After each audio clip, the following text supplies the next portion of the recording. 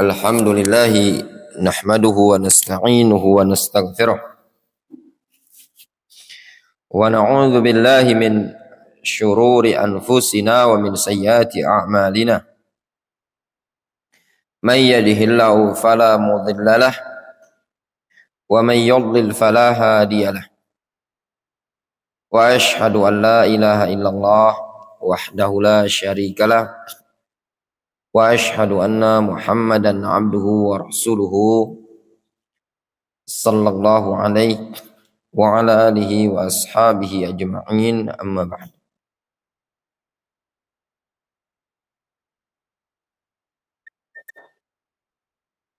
Kita lanjutkan kajian kita dari Syarah Bulughul Maram, masih pada pembahasan bangkai belalang dan bangkai ikan. Kita masuk pada halaman 44. Pada al-mas'alatu tsalisah, masalah yang keempat.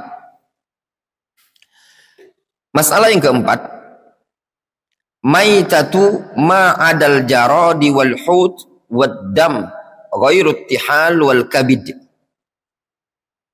Hukum bangkai selain bangkai belalang dan bangkai ikan. Hukum bangkai selain bangkai belalang dan ikan. Serta hukum darah selain tihal. Tihal ini benar Dokter Vicky, limpa artinya. Ya. Hah? Oh itu ya. Kalau cak di ayam tuh yang cak mana ya?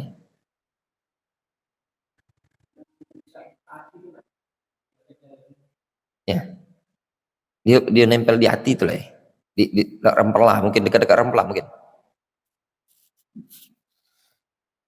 Wal kabid. Kalau kabid ini hati ya, Ikhwan. Hati. Ma'ruf ya, hati.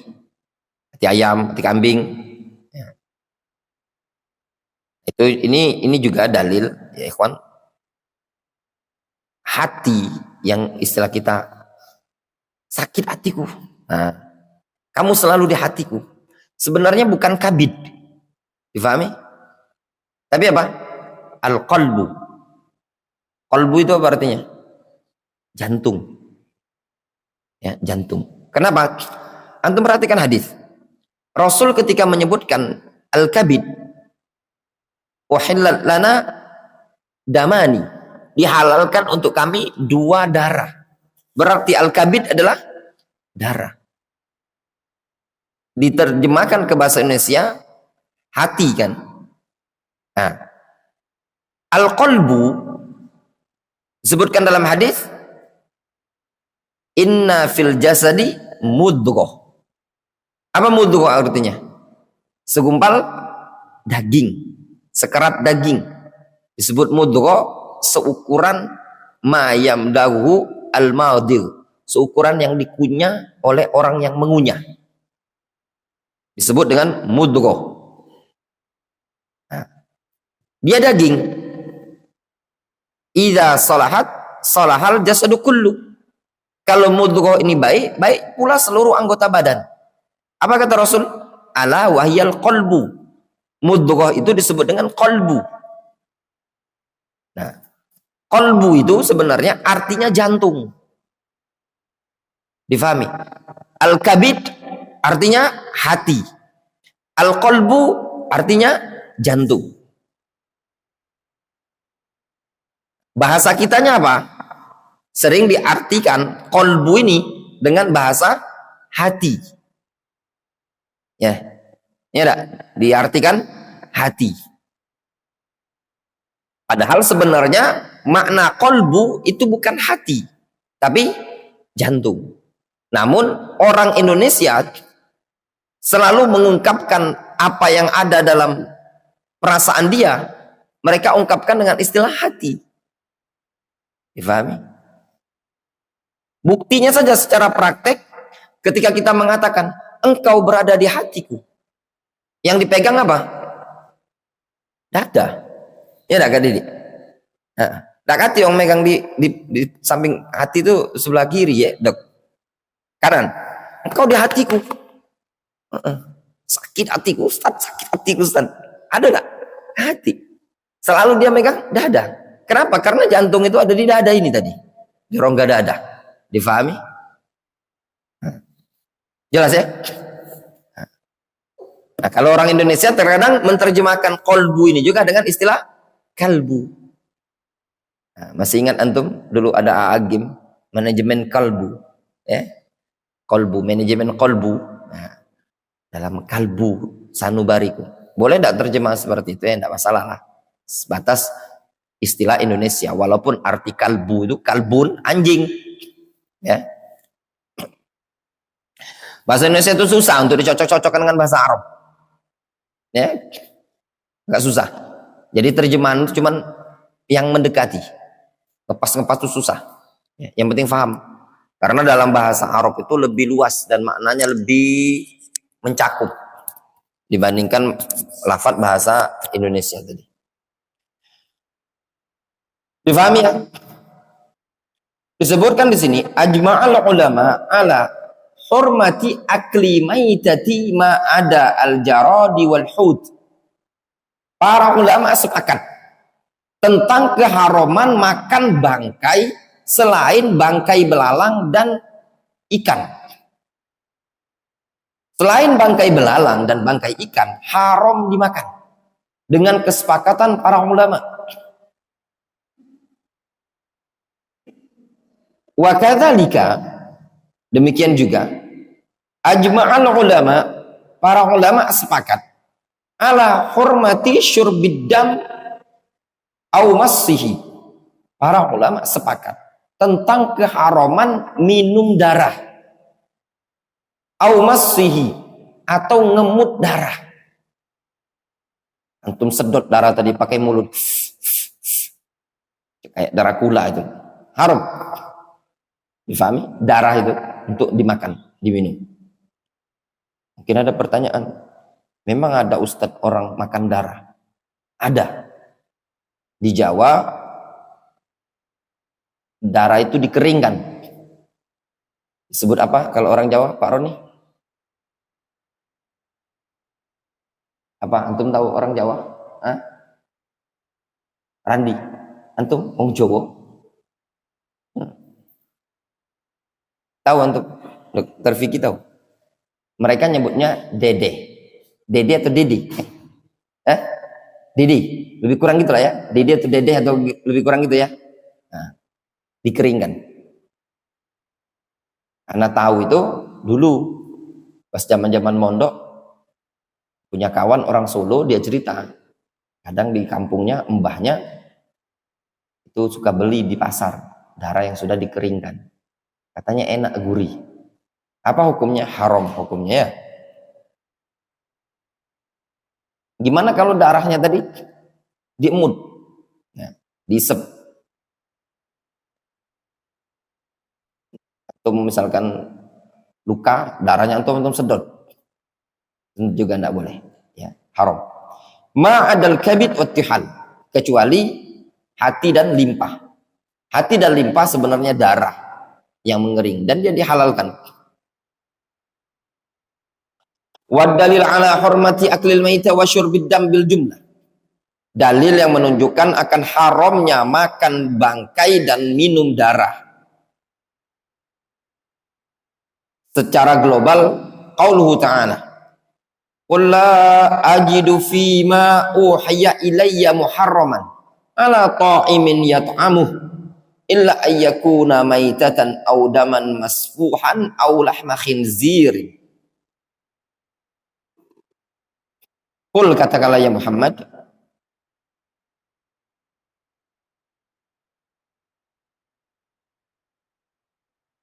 pada lafaz qul ya ikhwan, sering ana mengatakan qul, katakanlah ya Muhammad.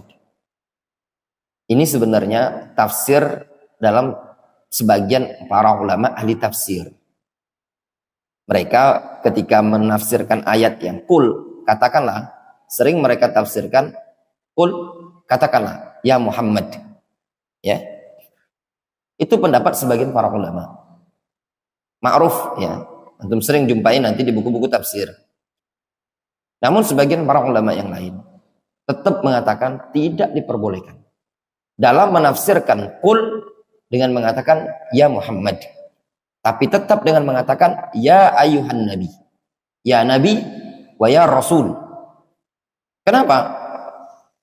Allah Subhanahu wa taala tidak pernah menyebut Nabi kita Muhammad SAW ketika memanggilnya dengan menyebut nama. Tidak pernah didapati dalam ayat Al-Quran atau dalam hadis ketika Allah Subhanahu wa taala memanggil Nabi kita Muhammad SAW dengan mengatakan ya Muhammad. Tidak pernah. Selalu dengan menyebutkan ya ayuhan nabi wa ya ayuhan rasul. Disebutkan nama Muhammad bukan dalam bab al-khitabah, tapi dalam bab al-khobar. Muhammadun Rasulullah. Ini kan khobar, bukan dalam bab an-nida. Difahami? Ya. Qul la ajidu fima uhiya ilayya muharraman. Katakanlah lahum kepada mereka ya Muhammad, aku tidak mendapati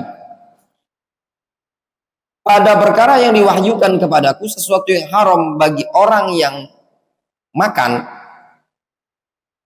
untuk dia makan illa ayyakuna maitah, kecuali bangkai, audaman masfuhan, atau darah yang ditumpahkan yang mengalir, aulah khinzir, atau daging babi. Ayat ini ikhwan secara global dijadikan dalil oleh para ulama berkaitan dengan hukum asal makanan halal. Hukum asal makanan halal. Di antara dalil yang dipakai oleh para ulama ayat ini. Maknanya apa? Kalau tidak datang dalil dari Nabi SAW atau dari ayat Al-Quran, maka hukum asal makanan tersebut halal. Hewan misalkan tupai, apa hukum makan tupai? Adakah dalil yang melarang tupai? Tidak ada. Maka kembali kepada hukum asal, halal makan tupai. Carilah antum tupai, kita bakar. Ya. Karena belum pernah juga makan tupai. Susah nyari tupai sekarang ya. Qul lahum ya Muhammad, ma'arif syai'an harama 'ala ta'im illa ma kana maitatan aw daman masfuhan aw lahma khinzir. Katakan kepada mereka ya Muhammad, aku tidak mengetahui sedikit pun sesuatu yang Allah haramkan bagi orang yang mengkonsumsi melainkan apabila hal tersebut berupa bangkai atau darah yang ditumpahkan atau daging babi. Jelas ya, di sini ayat menyebutkan apa? Bangkai haram. Selain bangkai ikan, selain bangkai belalang, haram dimakan. Apapun jenis bangkainya. Selain bangkai hewan-hewan air, haram dimakan. Gimana dengan bangkai buaya? Gimana dengan bangkai penyu? Hewan yang terkadang bisa hidup di air, terkadang bisa hidup di daratan. Buaya, apa hukum makan buaya? Apa hukum makan buaya? Haram. Apa dalil antum bilang haram? Buas dan bertaring. Rasul mengatakan kullu dzinabin minas siba fa'aklu haram. Setiap hewan yang dzinabin, punya taring, siba, buas, haram dimakan. Tapi Nabi SAW juga pernah mengatakan, ketika beliau ditanya tentang air laut, beliau mengatakan al-hillu maitatuhu, ya, halal bangkainya. Berarti seluruh hewan laut halal. Nah itu tadi. Sehingga terjadi khilaf di kalangan para ulama tentang buaya. Ada yang bilang makan buaya hukumnya haram. Kenapa? Karena dia buas dan bertaring. Ada yang bilang makan buaya halal. Kenapa? Karena dia hewan air. Warroji. Pendapat yang roji. Ini versi ana ya. Yang ana tahu. Ya, mungkin antum baca-baca lagi, antum lebih condong ke haram. Kalau anak pribadi lebih condong ke pendapat yang mengatakan buaya halal. Buaya lebih dominan di air. Kalau buaya lebih dominan di darat, dia kanji. Ya enggak? Tahu antum kanji? Nah, itu namanya buaya darat, kanji. Keluyuran di mall, ya, pinggir-pinggir jalan, tempat orgenan, tempat karaokean, itu buaya darat. Ya. Nah, kalau buaya air lebih dominan di air. Nah, ringkasnya, kalau seandainya buaya ini mati di air, dia dianggap halal. Tapi kalau seandainya buaya ini tadi matinya di darat, dia dihukumi haram, bangkai. Demikian yang disebutkan oleh Syekh Abdurrahman Al-Adani rahimahullah ta'ala. Ana lebih condong ke pendapat yang menyatakan buaya halal. Kalau antum sodori daging buaya, masaknya, ngelolanya mantep, mungkin insya Allah ana makan. Jadi, ya. Nah, itu tadi. Penasaran antum merani? Nah. Ya belum tentu sih. Halal belum tentu kita mau makannya. Halal. Dan tadi kan bilang insya Allah pengen nyicip. Tapi seneng nggak? Antum bayangkan dulu di Yaman hiu. Antum pernah makan hiu? Belum pernah ya? Kita tuh pernah makan hiu. Hiu-hiu kecil itu, anak-anak hiu. Hiu tuh kalau yang segar amis, nggak lemak, nggak muntah. Nggak tahu kalau masakan gitu masakan orang Yaman. Aduh, yang anak kebayang di hiu itu, jadi buka puasa, sahur, mano sahur itu selera makan lah berkurang. Disodori hiu belum. Dimakan dengan roti. Kepala anak ini yang ada di benak anak, hiu tuh kita kan pengaruh film lagi kecil dulu. Hiu tuh makan belum. Jadi pas nak makan selalu ketelan. Ada dulu sama kawan namanya Fatur Rahman, orang Lampung. Si kecil dia umur 16 tahun, 15 tahun. Dia punya HP Android. Samsung kecil. Sudah pagi-pagi. Balik sini. Apa tuh? Yang kita makan subuh tadi ini balik katanya. Tunjukkannya foto hiu lagi ngangap. Lagi makan ngom. Ya hiu, ikan halal itu. Itu makannya kebayang-bayang. Besar kan kalau hiu itu kan makan uang dimakannya kan. Apalagi buaya. Ya, tapi katanya di Kalimantan ada sakti-sakti buaya, penangkaran buaya ya. Ya gak dia katanya? Ya, ikhwan kita yang punya. Nah, boleh itu tadi. Tapi untuk buaya ini ternyata untuk buat penangkaran buaya itu harus izin gak dia. Ya. Termasuk hewan dilindungi jadi. Ya. Makanya tidak boleh dibunuh antum. Antum bunuh buaya di air itu bisa ke penjara.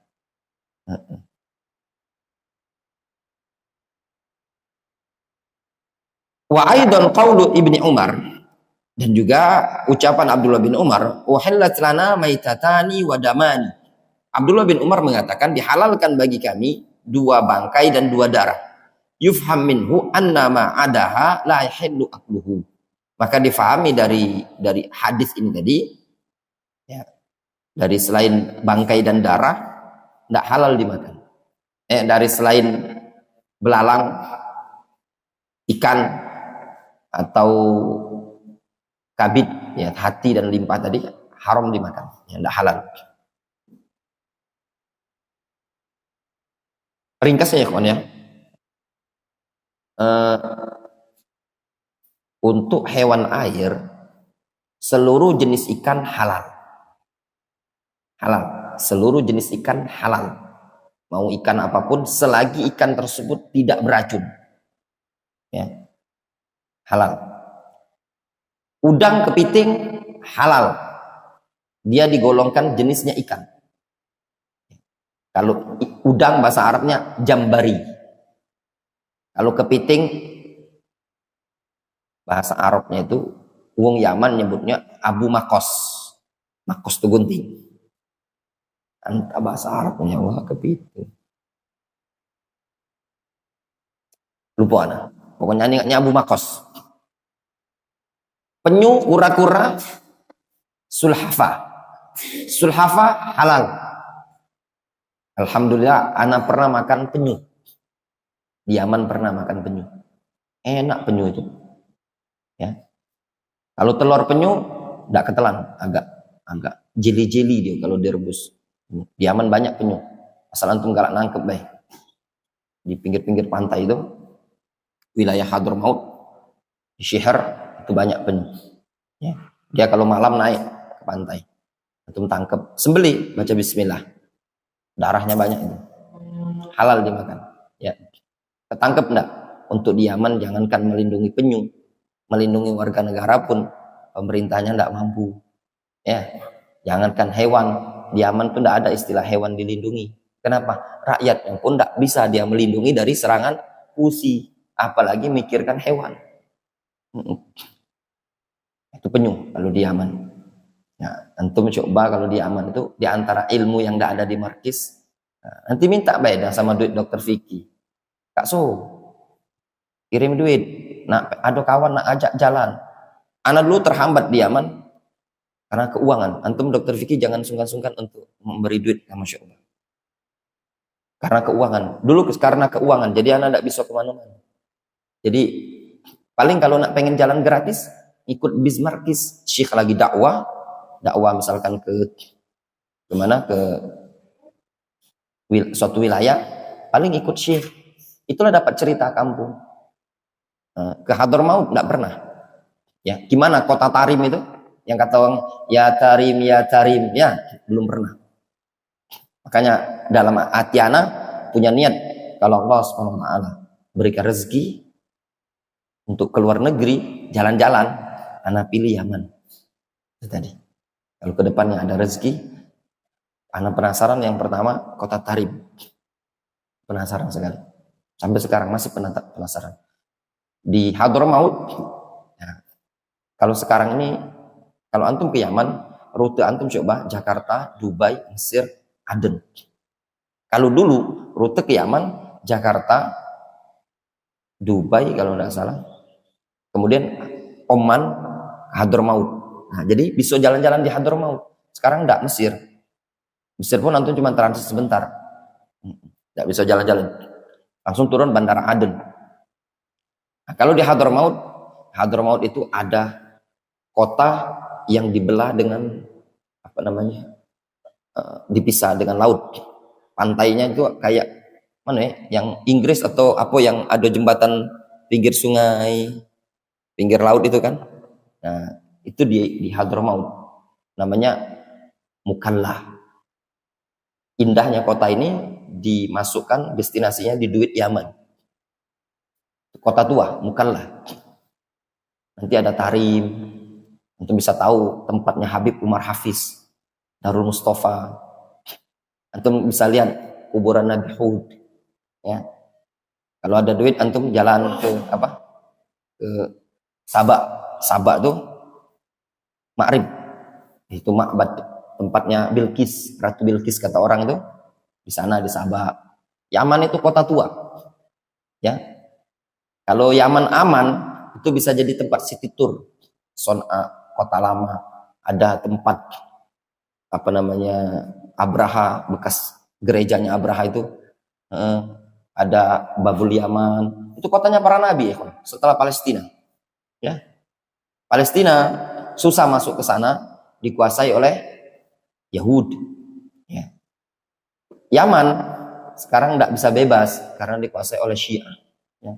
Paling antum jalan-jalan aja ke Aden, lihat di Aden itu ada bangunan Big Ben Inggris, ada jam buatan Inggris. Aden kan pernah dijajah Inggris. Konon katanya Aden itu dijajah Inggris 190 tahun. Ya. Ada bukit, ya, dalam bukit itu ada penjara, penjaranya Inggris. Nah, nanti antum ada mall pinggir bukit itu, ada mall. Bagus Aden deh, kan cuman panas. Ada mall, antum berdirilah di samping mall itu tadi. Nah, tapi hati-hati banyak cewek itu biasanya kalau sore nongkrong sama baik mereka. Cuma bedanya cadaran sama kita nongkrong-nongkrong. Di laut itulah yang disebutkan hadis, munculnya api yang akan menggiring umat manusia dari negeri Yaman. Aden itu kota tua. Nah, jadi kalau antum ada duit, tidak masalah. 2 bulan sekali ngomong sama kasu, pengen jalan-jalan. Habiskan duit 1 juta, 1,5 juta jalan ke ya, ke tempat-tempat banyak unik Yaman itu ya kawan. Ya. Yang selatan, dosa yang utara kaki antum mendekam. Ustaz Abu Jarir dulu mendekam. Bahaya kalau dulu di zaman dulu ada orang Jazair di penjara, tidak dilepas-lepas. Alhamdulillah beberapa sejarah ini orang Indonesia yang ditangkap sama Syiah masih dilepaskan. Ya, Ustaz Abu Jarir. Ada dulu anak ketemu orang Aceh namanya Abu Muhammad, punyanya Abu Muhammad, anda lupa Muhammad Aceh pokoknya. Dia cerita, ditutup matanya, tutup matanya, dikibet, diikat, ditanyai, ya lama, selama berapa hari katanya di penjara, semingguan. Nah, itu hati-hati juga. Kemudian al-mas'alatu rabi'ah, masalah yang keempat, najasatu maitati ma ada al-jarad wal hut wad dam ghairi ittihal wal kabid. Ya. Najisnya bangkai selain bangkai belalang wal hut wad dam ghairi ittihal wal kabid. Membaik faedah ya kan, ana mumpung ingat. Ana lagi kontak-kontak sama wong Dubai. Ya, wong Dubai. Wong Dubai, bukan orang Indonesia, wong Dubai. Dia membutuhkan 1 supir, 1 pembantu rumah tangga. 1 supir, 1 pembantu rumah tangga. Biaya dari Indonesia nanti diongkosi sama dia, misalnya tinggal. Karena tawarkan sama Abu Zaki. Abu Zaki kemarin minat, tapi pikir-pikir dia, bapaknya lah tua segala macam. Pak Roni pengen nih 1 supir sama apa namanya pembantu rumah tangga. Insya Allah orangnya baik, ya. Orang Dubai. Gaji standar supir pembantu itu berkisar antara 2.000 sampai 3.000 dirham Dubai. 2.000 itu 1.000 itu setara dengan 4.100.000 kurs sekarang. Kalau 2.000 berarti 8 jutaan. Kalau 3.000 sekitar 12 jutaan. Dubai. Ya, kalau Dubai lebih tinggi standarnya dibanding Saudi Arabia. Kalau antum yang malek belajar jadi supir, belajar nyetir di Dubai. Ya. Adakah masyayikh di Dubai, Emirat? Ada. Ya. Ada Syekh Muhammad bin Ghalib. Yang anda tahu, Muhammad bin Ghalib orang Aden, dulu biasa di Aden. Dulu kuliah di Saudi Arabia, doktor. Beliau sekarang tinggal di Dubai. Ya. Banyak sih beberapa masyayikh Ahlus Sunnah, banyak. Dubai lumayan, ada juga Ahlus Sunnah di situ. Kalau Mesir, gimana antum kalau mau jadi TKI di Mesir? Nggak ada sejarahnya. Orang Mesir pun di Saudi jadi supir, menunjukkan ekonomi di Mesir. Dakati di Yaman, Mesir itu bukan tempat cari duit, ya, bukan tempat cari duit. Cari duit itu kalau Uni Emirat Arab, Dubai, Kuwait, Saudi Arabia. Ya, kalau orang Mesir itu supir-supir bus, orang Mesir, orang Bangladesh. Jangan antum pengen, Ustadz, anak pengen, anak lah bosan mondok, ngapa? Anak nak kerja baik, jadi apa? Jadi supir di mana? Bangladesh, Mesir. Oh Mesir sama jadi supirnya di Saudi Arabia, orang Bangladesh jadi supir di Indonesia. Antum mending aja dikenek di Palembang ini. Di sini disebutkan najasatu maitati ma adal jarad wal hud wad dam ghairi ittihali wal kabid. Najisnya bangkai selain bangkai belalang, selain bangkai ikan, darah selain hati dan limbah. Naqala jama'atun min ahli ilmi al-ijma' ala najasatil maitah. Para ulama, sekelompok para ulama, sejumlah ulama menukilkan ijma' akan najisnya bangkai. Ada ijma' bangkai najis. Ma ada maitatil adami wa maitatil hasyarat. Kecuali bangkai manusia dan bangkai hasyarat, serangga. Bangkai manusia, jasad manusia suci. Hayyan wa mayitan. Kalau ada orang mati, antum pegang badannya, suci itu loh. Ya, suci.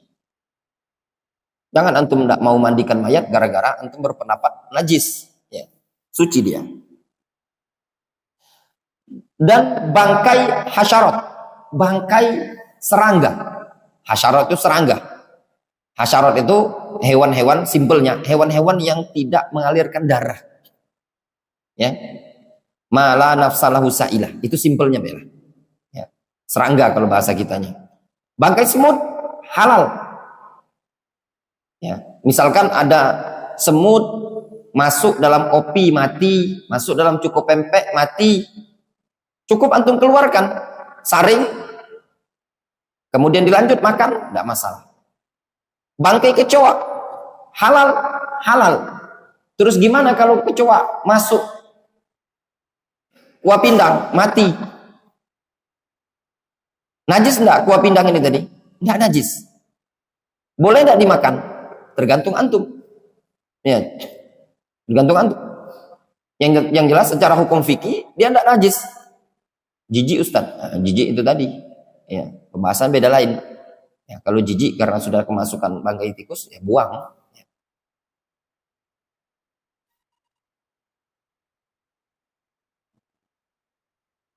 Itu siapa itu? Bapaknya siapa? Emaknya siapa itu?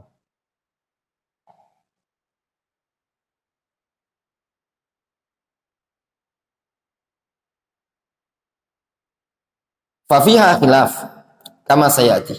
Nah, berkaitan dengan bangkai manusia dan bangkai belalang ada khilaf. Ya. Tapi yang roje enggak najis. Wa ajma'u kadzalika ala najasatid dam al-masfu. Juga mereka para ulama sepakat tentang kenajisan darah yang ditumpahkan, darah yang mengalir. Contoh, kita kemarin Idul Adha potong kambing kan? Potong kambing. Ada darah. Ya enggak? Nah, darah ini tadi dikhilafkan para ulama tentang kenajisannya. Wa dalilum al-ati, dalil mereka sebagai berikut.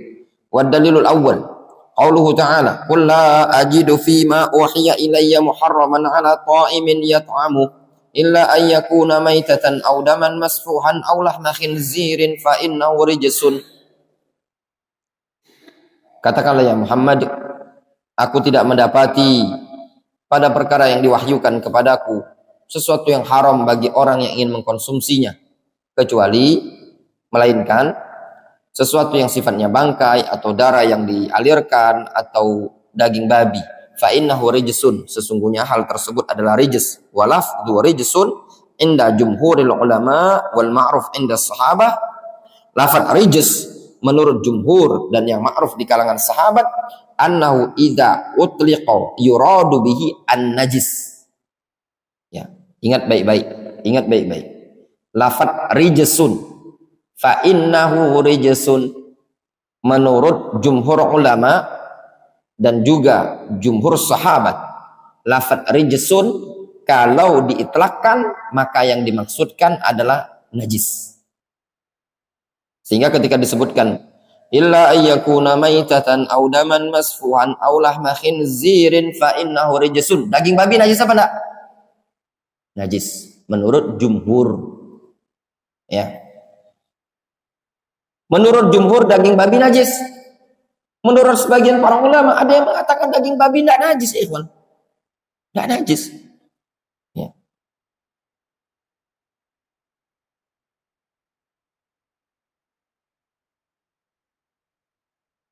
Wa qad yuhmalu ala ghairihi biqarinatin. Dan terkadang lafaz rijsun dibawa kepada pengertian lain selain najis. Tapi dengan adanya qarinah. Wala qarinata huna, dan tidak ada qarinah di sini, tidak ada indikasi. Wa dhamir fi qawlihi fa innahu rijsun. Dhamir pada firman Allah fa innahu rijsun ya'udu ala salasa al-madhkurah. Kembali kepada 3 poin yang disebutkan tadi. Apa itu? Maitatan aw daman masfuhan aw lahma khinzir. Wa hiyal maita wad dam wa lahma khinzir. Wa yakunul makna, sehingga makna ayat ini, fa inna hadza syai' al muharram rijsun. Sesungguhnya sesuatu yang diharamkan ini, bangkai, darah, daging babi adalah rijsun, ay najisun. Amma qasru audatid dhamir huna 'alal khinziri faqat. Adapun membatasi kembalinya dhamir kepada babi saja, falaisa munasaban. Itu tidak munasib, tidak cocok, tidak sesuai. Difahami? Wadzalika bi ayyadhkurallahu ta'ala tahrima salasa. Yang demikian itu alasannya dikarenakan Allah Subhanahu wa taala telah menyebutkan keharaman 3 perkara tadi. Tsumma yu'allil sababa hurmatin wahidatin minha dunal baqiyah. Kemudian Allah Subhanahu wa taala menyebutkan alasan sebab pengharaman salah satu dari mereka tanpa ada yang lain. Itu enggak bisa. Masa yang disebutkan alasan haramnya 3 perkara tersebut, yang disebutkan alasannya cuma babi saja karena babi najis, sedangkan darah enggak najis, enggak mungkin. Ma'ama yu'raf bil Qur'an minal bayani wal idah. Dalam keadaan sudah dikenali ya, Al-Qur'an itu merupakan terdapat ungkapan yang sangat gamblang dan jelas. Ad-dalil tsani, dalil yang kedua. Inna tahrima Allah subhanahu wa ta'ala hadil asya yadullu ala annaha najisatun. Pengharaman Allah subhanahu wa ta'ala terhadap perkara-perkara ini, apa itu? Bangkai, darah, dan juga daging babi, itu menunjukkan hal tersebut adalah najis. Lakin la yusallam bihadad dalil, ya, akan tetapi tidak bisa diterima dengan dalil ini. Faqad yuharrimallahu ta'ala akla syai'in li'annahu madar kasum wa illam yakun najisan. Akan tetapi terkadang Allah Subhanahu wa taala mengharamkan makan sesuatu dikarenakan bermadarat, li'annahu mudirrun, membahayakan, kasum, racun, wa illam yakun najisan, meskipun racun tadi tidak najis. Difahami? Ya. Di sini Allah Subhanahu wa taala mengharamkan darah, bangkai dan daging babi. Kenapa? Karena najis. Akan tetapi la yusallam bihadzal dalil. Tidak bisa diterima secara secara plong dengan dalil ini tadi, secara total bahwasanya perkara yang Allah haramkan sebabnya najis. Tidak mesti. Karena terkadang Allah Subhanahu wa taala mengharamkan memakan sesuatu bukan karena najis, tapi li'annahu mudirrun, dikarenakan sesuatu tersebut beracun. Kasum, seperti apa? Asum. Apa sum? Racun. Meskipun racun tidak najis. Apa hukum minum baygon? Ya. Apa hukumnya, Ibrahim? Hah? Apa hukumnya? Abdurrahman. Haram. Faiz. Haram. Yakin nanti? Minum baygon. Ada baygon cair untuk makan, untuk minum. Haram enggak? Kenapa haram? Karena berbahaya. Ya. Karena berbahaya. Apa hukum merokok? Kenapa haram? Tidak ada dalil. Mana dalil yang menyebutkan haramnya rokok? Rokok itu dari tumbuhan herbal. Ya, dari tumbuhan. Dari daun tembakau. Apa dalilnya? Apa alasan antum mengatakan haram? Randi, rokok. Pertanyaan kita tujukan kepada Syauqi. Mana Syauqi? Tadi ada Syauqi. Teler dia. Udah kok lagi. Kenapa rokok haram? Apa alasan rokok haram, Randi? Apa haramnya rokok? Kenapa alasan? Faiz. Berbahaya. Antum lihat itu spanduk-spanduk di jalanan dibungkus rokok. Rokok berbahaya. Membunuhmu. Iya enggak? Itu rokok bahaya. Segala sesuatu yang membahayakan hukumnya haram. Apa hukum ngisep aibon? Halal atau haram? Eh, Ananda, tidur. Eh, Feroz, tidur kulo. Masya Allah, nanti menit subuh-subuh tidur santri ini. Ngantuk nih, ngantuk nih. Ngantuk berat. Subuh tidur. Tidurnya jam berapa malam?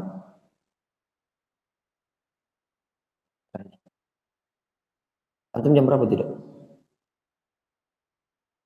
Tidur di kantin. 10:30. Jangan terlalu dahulu, jam 10 tidur lah. Tidur jam 10, jam 4 subuh bangun. Ya, persiapan, antrilah di kamar mandi. Pada subuh jangan tidur. Pada subuh tidur. Ya, nyaman. Nikmat, Feros. Nanda udah mimpi tadi, Ananda? Udah. Mimpi apa? Tidak. Jangan yang tidur-tidur, tidak usah diajak ke kolam renang ya hari ini. Ya. Terus saya? Nah, sudah. Mam, ada ipar antum tidur itu nah. Ada ipar antum tidur ya malah. Apa?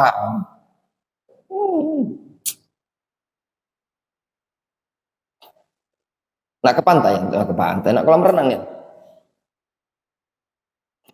Silakan jam 8 kolam renang situ. Janganlah tidur itu. Ada dalil tsalits. Dalil yang ketiga. Qaulu sallallahu alaihi wasallam fi juludil maitah. Sabda Nabi sallallahu alaihi wasallam tentang kulit dari bangkai. Rasul mengatakan idza dubiqal ihab faqad tahura. Ihab, kulit bangkai itu apabila sudah didubik, sudah disama, faqad tahura, maka dia suci. Rahu Muslim. Wal ihab al jild. Ihab itu jild.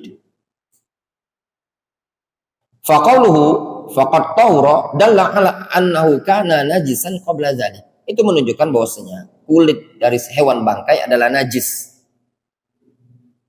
Wa qaulu sallallahu alaihi wasallam fil mustahadah. Rasulullah SAW menyatakan tentang wanita yang istihadah. Istihadah itu keluar darah di organ kemaluan wanita, tapi bukan darah haid. Bukan darah haid. Ya. Rasul mengatakan faghsili ankid dam wa shalli tsumma shalli. Rasul mengatakan kepada salah seorang sahabiyah yang tertimpa istihadah, kata Rasul faghsili ankid dam. Basuhlah darah yang ada pada kemaluanmu. Tsumma shalli, kemudian engkau salat. Fa amruhu bi ghuslid dam yadullu ala najasiti. Perintah Nabi SAW untuk membasuh darah tersebut menunjukkan itu najis darah. Sehingga kata mereka, darah itu yang keluar dari badan manusia. Kalau darahnya mengalir banyak, maka najis. Baik darah haid, darah istihadah, darah-darah segala macam.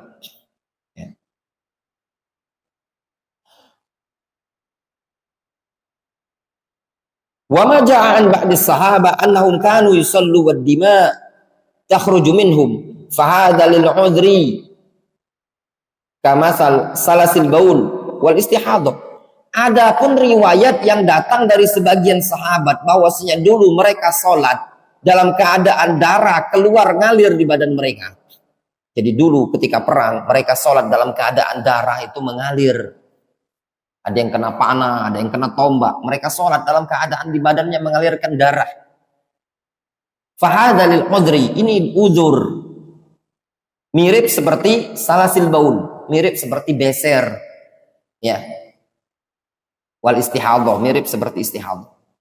Ya. Jadi kalau antum ada luka, bersihkan dulu lukanya tadi, tutup tambel, antum sholat. Difahami? Kalau darahnya mengalir. Tapi kalau darahnya tidak mengalir, dalam artian cuma nempel di kulit, itu dimaafkan. Yang najis itu daman masfuhan. Difahami? Darahnya mengalir. Antum luka, misalkan di betis, keluar darahnya tadi. Tapi kalau darahnya tidak mengalir, cuman nempel, itu masih dimaafkan. Seperti darah jerawat. Antum nyampak jatuh, dengkulnya antum bercak-bercak merah darah apa? Gesuran itu itu dimaafkan. Difahami?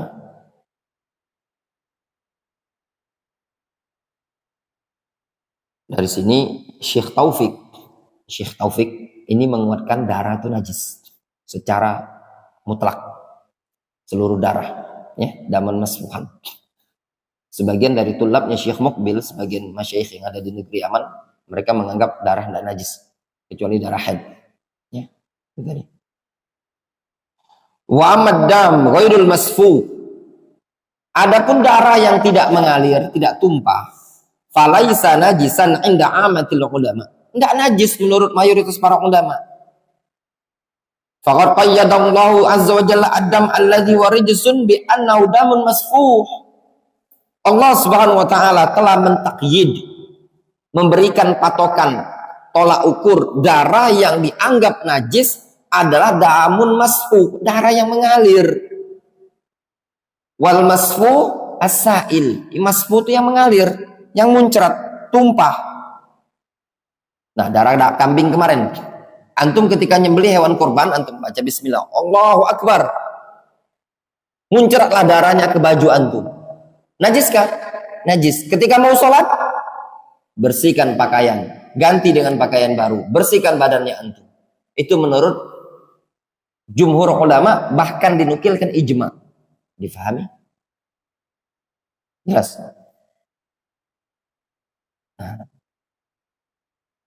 Terus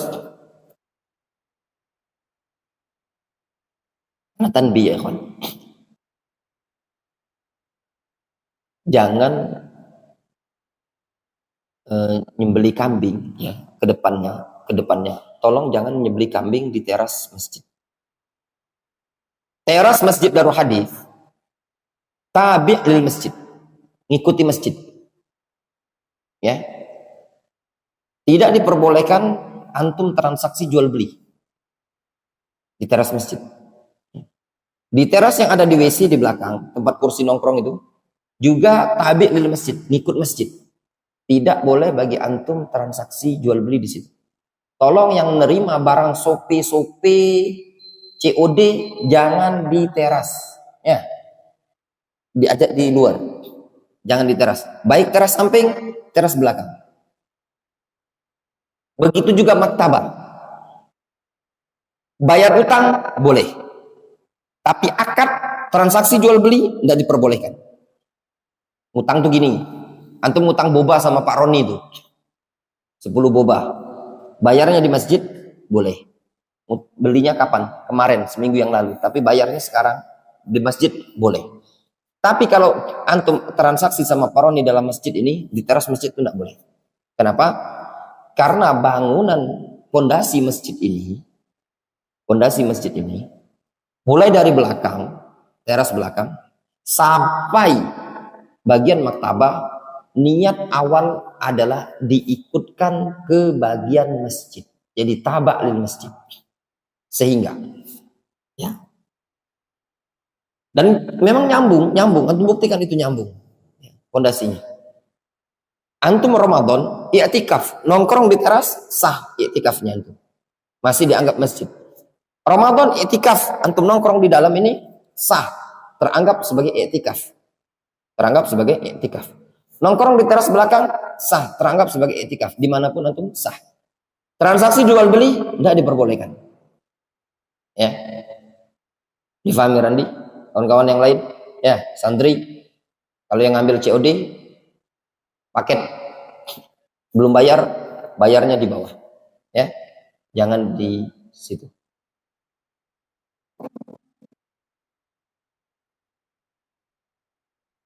Begitu juga teras-teras masjid yang ada pagarnya, ada pagar teras. Contoh misalkan Masjid Aqaba Duo, Ya kali dia Masjid Akal Badua itu.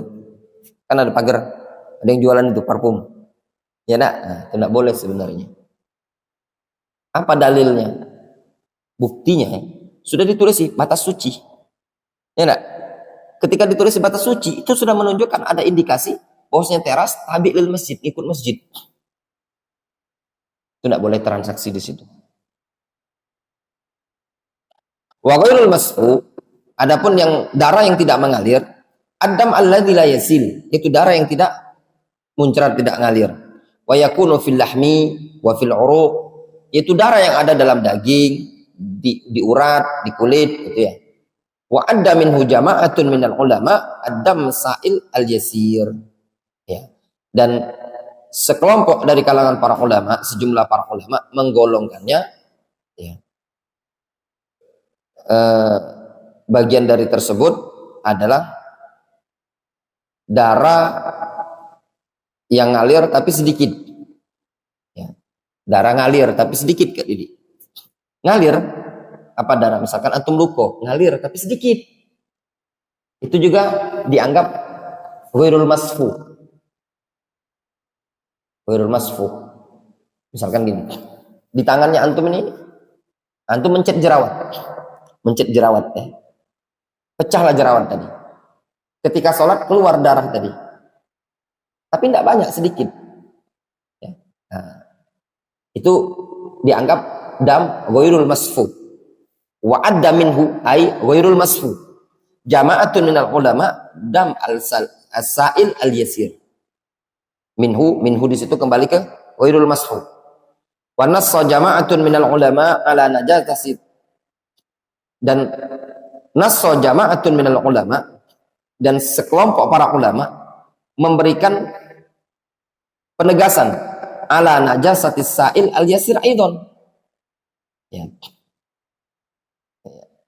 Jadi ada para ulama, sekelompok ulama, ada yang menganggap termasuk ghairul masfu, darah yang mengalir tapi sedikit. Ya. Namun sekelompok ulama lagi ada yang mengatakan darah yang mengalir yang sedikit tadi juga dianggap najis. Paham maksudnya itu? Anda ulangi ya. Wa ghairul masfu, yang ghairul masfu. Apa makna ghairul masfu? Adam alladzi la yasil, darah yang tidak mengalir. Bagaimana darah yang tidak mengalir? Wa yakunu fil lahmi wa fil uruq, yaitu darah yang ada di laham daging, yang ada di urat-urat, yang ada di tulang, ada di kulit. Wa adda minhu jama'atun minal ulama, dan sekelompok para ulama, ada itu menggolongkan artinya. Minhu ay ghairul masfu. Sekelompok para ulama menggolongkan bagian ghairul masfu ad-dama as-sa'ila al-yasir, yaitu darah yang mengalir tapi sedikit. Faham Baroni? Ada darah yang ngalir dari kulit antum tapi sedikit. Sebagian para ulama mengatakan ini darah yang ghairul masfu, tidak najis. Namun nasso jama'atun minal ulama, ada sebagian para ulama lain menegaskan ala najasatis sa'il al-yasir aidon. Ada juga sebagian para ulama yang mengatakan apa? Darah yang mengalir itu juga najis. Yang ngalir sedikit tadi juga najis. Lakinnahu yu'fa anhu bisu'ubatil ihtirazi minhu. Akan tetapi dimaafkan dikarenakan susah untuk menghindar bekas darah jerawat. Ya. Wal khulasoh, kesimpulannya ya ikhwan, anna jumhurul ulama, bahwasannya mayoritas para ulama yatasamahuna fid dam al-yasir yusibul badan awis saub. Mayoritas para ulama yatasamahun tuh bertoleransi, saling bertoleransi tentang darah yang sedikit yang menimpa badan atau baju. Wala yujibuna izalatahu, mereka tidak mewajibkan izalatahu untuk dihilangkan sedikit. Imma li'annahu tahir fahuwa damun ghairu masfu, bisa jadi dikatakan itu darah yang suci, yaitu darah yang karena bukan darah yang mengalir. Wa imma li masyaqqatil ihtirazi minhu wa in kana najisan, atau bisa jadi dikatakan dimaafkan karena susah untuk menghindar meskipun hakikatnya najis. Fala yakadul insan yakhlu minhu, dikarenakan tidak ada seorang pun yang bisa lepas dari darah yang sedikit tadi. Difahami? Jelas? Jelas ya ikhwan ya. Ini fikihnya ya ikhwan. Insyaallah nanti besok kita lanjutkan fikihnya tetap ya. Masih ada waktu kita lanjutkan pelajaran usul sunnah Imam Ahmad ya.